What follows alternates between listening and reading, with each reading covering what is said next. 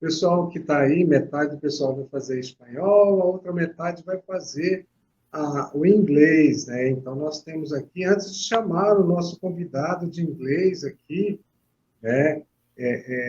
Passar um conhecimento básico, principalmente destinado ao meu companheiro Lobão. Lobão, você sabia que quando você peida, você perde 0,371 gramas de peso?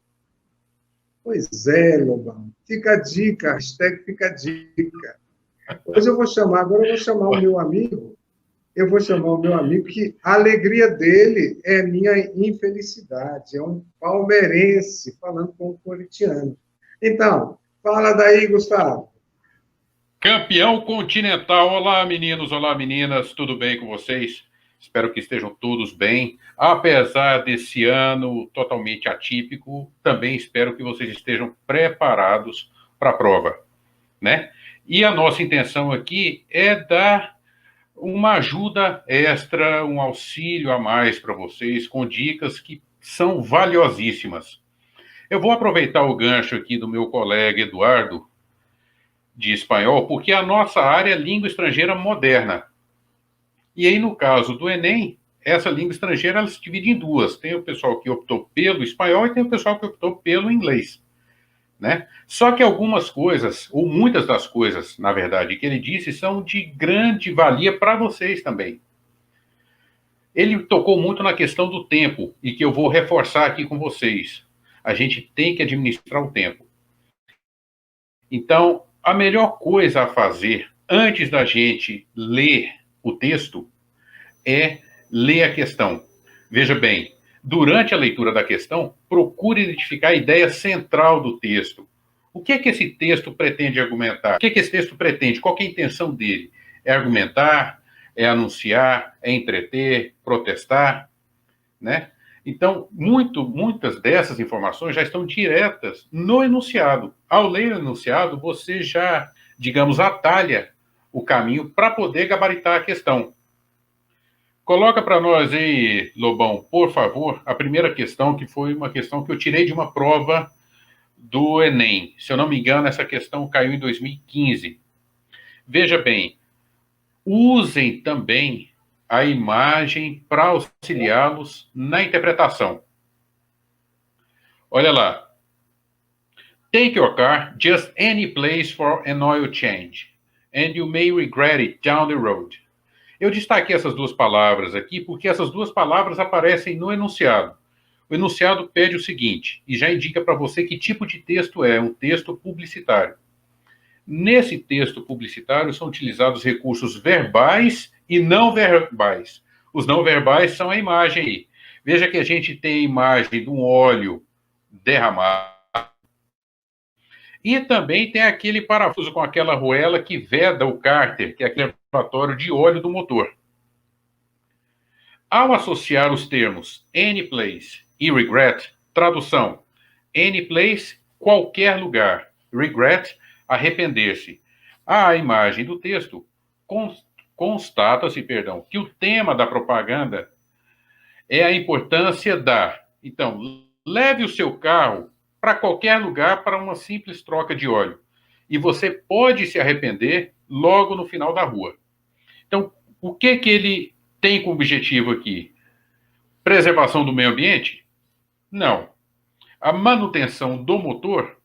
Também não, porque a manutenção do motor não se dá apenas ou somente com a troca de óleo. A escolha da empresa certa, isso aí. Tá? Porque ele fala, leva para qualquer lugar. E você pode se arrepender logo ao sair de lá. Então ele chama a sua atenção para escolher o local certo na hora de apenas trocar o óleo do carro ou fazer uma manutenção maior.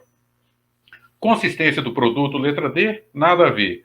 Conservação do carro, também não. Tá? Então, primeira dica, observe o tipo de texto e qual é o objetivo dele. Faça uso da linguagem não verbal também, que são as imagens, ok? Lobão, próxima dica para nós, por favor. Atenção para as topic sentences. Eu deixei aí sublinhado também porque eu já vou colocar uma outra dica para vocês. Tanto na prova de inglês quanto na prova de espanhol, busquem identificar palavras cognatas. O que são palavras cognatas? Palavras cognatas são palavras de uma outra língua que se parecem na forma e também no significado com palavras da sua língua materna, ou seja, o português. E aqui nós temos um exemplo. Topic sentences. Sentenças tópico, ou sentenças tema, ou tema das frases. As primeiras orações dos parágrafos geralmente introduzem ou resumem o que é dito de forma mais desenvolvida ao longo dos parágrafos. Então, esse tema, a ideia central, geralmente aparece no início do parágrafo, em topic sentences. Vamos dar uma olhada aqui numa dica. Aliás, vamos dar uma olhada numa questão que contempla essa dica. Vamos lá, Lobão. Detalhe aqui, tá? Deixa eu complementar a minha fala. Assim como eu acabei de dizer sobre palavras cognatas, atentem também para os falsos cognatos, que são aquelas palavras que parecem, mas não são, ou seja, elas têm estrutura semelhante, porém o significado é diferente, como aqui nós temos no título desse texto, Notice of Baggage Inspection. Notice parece a palavra notícia, mas na verdade é aviso. E ele está mandando um aviso de inspeção da sua bagagem. Vamos focar só no início do texto aqui. To protect you and your fellow passengers, the Transportation Security Administration is required by law to inspect all checked baggage. Veja bem o tanto de palavras cognatas que aparece nesse início aqui.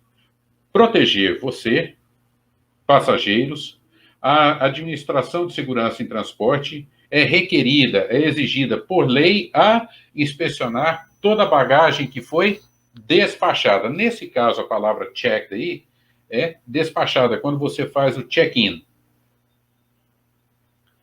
As part of this process, some bags are opened and physically inspected. Your bag was among those selected for physical inspections. Continuando aí as palavras cognatas, veja, como parte desse processo, algumas malas, aí entra também as palavras que vocês já conhecem da vida acadêmica de vocês, são open, são abertas, e fisicamente inspecionadas. A sua mala, a sua bagagem foi selecionada para inspeção física. Então, aqui nós temos a ideia central. Vejamos aqui o que o enunciado pede. As instituições públicas fazem uso de avisos como instrumentos de comunicação com o cidadão. Reforçando aqui, aviso, notice. Esse aviso voltado a passageiros tem o objetivo de solicitar que as malas sejam apresentadas para inspeção? Não, porque aqui ele está trabalhando já com bagagem que foi despachada. Então, naquele momento, você já não tem mais contato com a sua mala. Notificar o passageiro pelo transporte de produtos proibidos? Nesse trecho que nós lemos, não houve menção alguma de produto. Informar que a mala foi revistada pelos oficiais de segurança? Isso. Letra pode C. Dar instruções de como arrumar a mala? Não, ele não vai te ensinar a arrumar a mala. Apresentar desculpas pelo dano causado à mala durante a viagem? Também não é um pedido de desculpa. É apenas um aviso de que a sua mala foi revistada por segurança. Rochilda, a última dica aí, para a gente tentar fazer tudo dentro do tempo. Vamos lá. Último slide aí. Vamos lá, Lobão. Vá preparado para se deparar com expressões novas ou desconhecidas. Eu queria chamar a atenção de vocês para o seguinte: deparar. Por favor, não confundam com desesperar. Tá? Não se desesperem. Vocês vão achar palavras também novas ou desconhecidas na prova de português, ou na prova de geografia, na prova de história. O que cabe fazer aí? Tentar entender essa palavra dentro do contexto. Usar toda a bagagem acadêmica que vocês têm. Tá? e inserir aquela palavra para poder entender o sentido dela no contexto. Beleza? Palavras cognatas ou falsos cognatos, acabei de mencionar. Então, a gente pode tocar o barco. Vamos lá, Lobão? O último aí. Dicas de interpretação em inglês. Leia o título e o subtítulo do texto. Isso já vai te dar uma ideia central. Leia a pergunta e a resposta antes de ir para o texto. Essa foi uma dica valiosa do Eduardo. Observe atentamente a imagem quando houver, assim como nós fizemos na questão do óleo, ou da troca de óleo. Veja qual é a fonte do texto. É um órgão do governo? É um site de notícia? Identifique o tipo de texto. É um artigo, é uma música, é um poema, é um anúncio, é uma charge? E lembre-se, a resposta pode não estar explícita no texto. E para exemplificar essa última situação, última questão, Lobão. Veja aqui, nós temos o seguinte, o enunciado pede a questão, aliás, ficou faltando o enunciado aqui, mas eu vou falar para vocês qual que é o enunciado, tá? Com base na leitura do texto, depreende-se que a palavra resume, não, está aqui, apareceu. De acordo com o texto, a expressão writing resumes refere-se a... Veja bem a importância da gente ler o enunciado antes de ler o texto.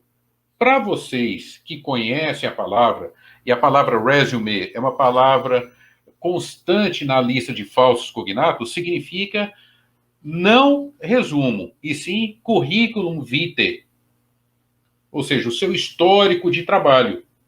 A partir desse conhecimento, descarta a leitura desse texto longo, porque você sabe que writing resume refere-se à composição de currículos. Também letra C.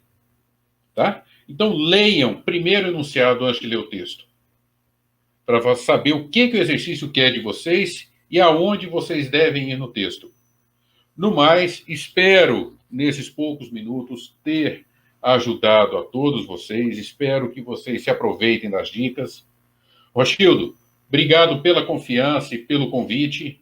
É sempre um prazer ajudar em projetos como esse. E sempre que tiver mais, conte comigo. Tá certo? Certinho. Muito Beijão para vocês. Muito obrigado, Gustavo.